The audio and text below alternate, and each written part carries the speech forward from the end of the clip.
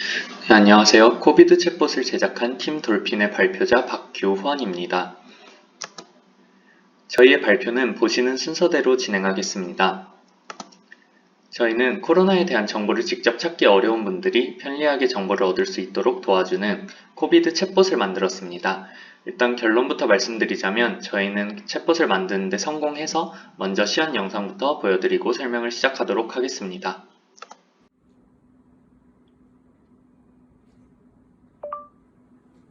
내일 충남 확진자 몇 명일 것 같아? 2020년 11월 19일 충남의 신규 확진자는 2명으로 예상됩니다. 그저께 경남 확진자 몇 명이야?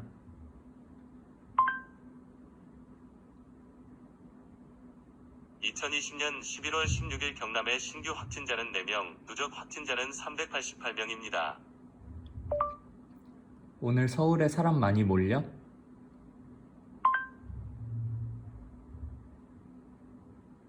2020년 11월 18일에 서울에서 열리는 축제는 5건으로 자세한 정보는 내용을 확인해주세요.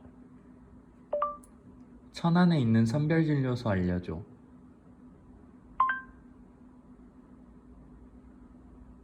천안의 선별진료소는 7곳 있습니다. 자세한 정보는 내용을 확인해주세요. 감기 기운 있는 것 같아. 코로나 바이러스 감염증 -19의 가장 흔한 증상은 발열, 마른 기침, 피로이며 그 외에 후각 및 미각 소식, 근육통, 인후통, 콧물, 코막힘, 두통, 설사 등 다양한 증상이 나타날 수 있습니다. 영상에서 보셨다시피 저희가 이 어플을 계획하면서 구현한 기능은 총 4가지입니다. 첫 번째로 과거 확진자 사망자 수에 대한 조회, 미래 확진자 사망자 수에 대한 예측 기능입니다. 챗봇에게 땡땡월 땡땡일 확진자 수 알려줘, 4일 뒤에 확진자 몇 명 나올 것 같아 등의 말을 하면 해당하는 정보를 제공하게 됩니다. 두 번째는 선별진료소 조회 기능입니다. 특정 지역에서 선별진료소의 위치를 물어볼 수 있고 주소, 연락처, 진료시간 등을 조회할 수 있습니다. 세 번째는 사람이 많이 몰릴 상황을 대비하여 사전에 준비할 수 있도록 지역 축제에 대한 정보를 제공하는 기능입니다. 특정 날짜에 특정 지역에서 어떤 축제가 열리는지 확인할 수 있고 축제명, 지역, 기간, 문의 연락처 등의 정보를 제공합니다.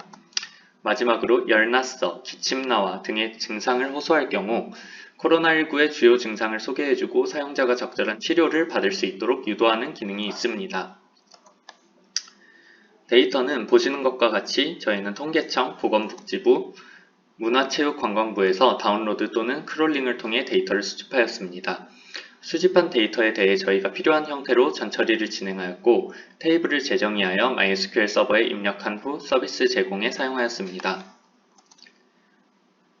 저희는 2020년 3월부터 현재까지의 데이터를 이용하여 8,000건 이상의 학습 데이터를 생성하여 모델링을 진행하였습니다.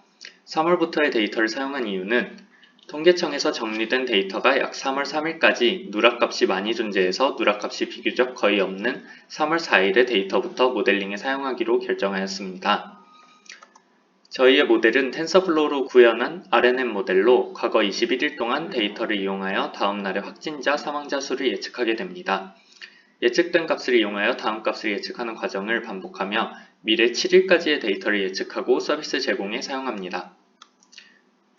아래에 나와 있는 표는 저희가 테스트한 결과 중 일부로 10월까지의 데이터를 학습하여 11월 1일부터 7일까지 예측하였는데 일상생활에서 조심해야 하는 지역을 참고삼아 확인할 수 있을 정도의 정확도가 나왔습니다. 또한 오늘 확인해본 결과 어제까지의 데이터로 예측한 오늘의 확진자 수는 237명이었는데 오늘 국내 실제 확진자 수는 245명으로 크게 다르지 않았습니다. 모델에 의하면 내일 전국 확진자 수는 277명이라고 하니 모두 조심하시기 바랍니다.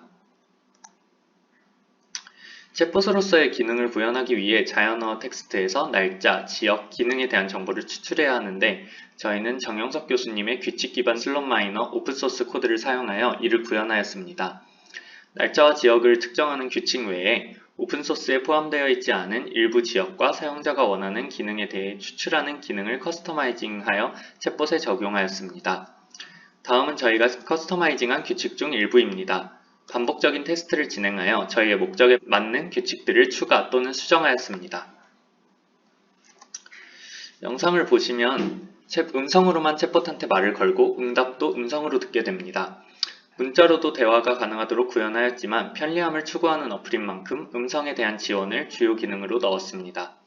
음성 인식은 안드로이드 내장의 구글 STT 엔진을 사용하였고 일반적인 챗봇의 용도로 사용하기에도 적절한 수준의 정확도를 보였습니다.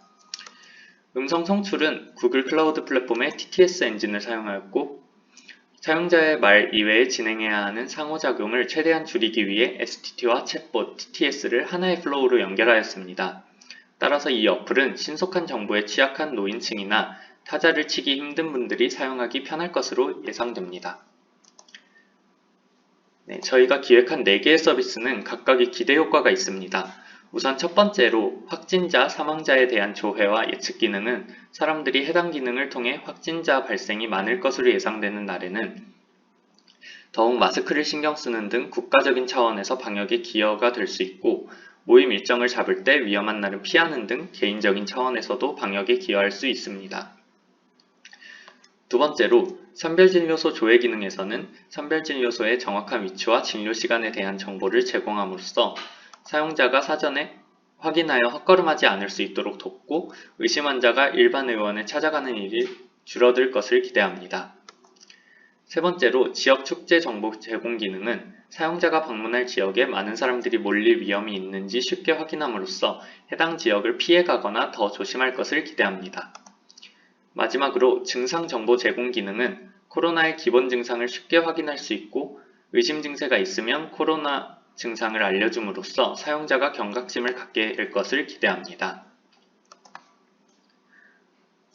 저희가 이 프로젝트를 진행하면서 보완이 필요하다고 생각된 점들이 있어 함께 정리했습니다. 첫째로 단순히 과거의 확진자, 사망자 데이터에 의존하여 예측을 진행하였기 때문에 사회적인 이슈를 제대로 반영하지 못했습니다. 향후 지역 축제, 뉴스 등의 추가적인 데이터와 연결지어 예측의 정확도를 높일 예정입니다. 다음으로 챗봇 어플인데 대화를 이어나가지 못하고 단발적으로 질문에 대한 답변만 줄 수 있었습니다. 대화 데이터를 수집하여 학습한 것이 아닌 규칙 기반의 학습을 진행하여서 이런 문제점이 발생한 것 같습니다. 향후 대화 데이터를 수집할 수 있게 된다면 대화 자체의 질을 높일 예정입니다. 마지막으로 많은 데이터를 확보하지 못하여 서비스 개수가 한정적이었습니다. 더 많은 서비스를 구현하고 싶었지만 개인정보와 관련된 문제 등으로 코로나와 직접적인 연관이 있는 데이터는 많이 구하지 못했습니다. 그래서 차선책으로 간접적인 영향이 있는 데이터를 사용한다면 다양한 서비스를 제공할 예정입니다. 이상으로 저희의 발표를 마치도록 하겠습니다. 들어주셔서 감사합니다.